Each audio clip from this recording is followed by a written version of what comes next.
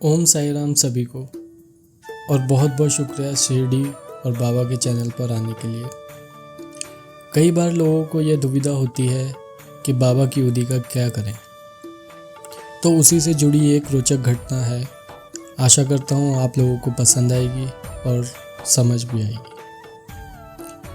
एक समय की बात है, शिरडी नामक एक छोटे से गांव में एक साधु आत्मा रहते थे जिनका नाम साईं बाबा था।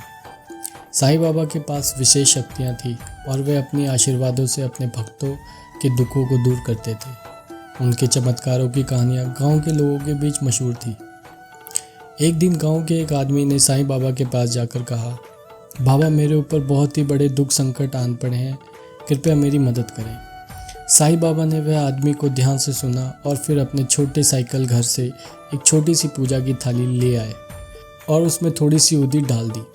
फिर उन्होंने उस आदमी को दिया और कहा, यह उदी तुम्हारे सभी संकट दूर करेगी। आदमी थोड़ी सी सोच में पड़ गया, लेकिन वह बाबा की आज्ञा का पालन करने लायक समझता था और वह उदी की थाली लेकर अपने घर वापस चला गया।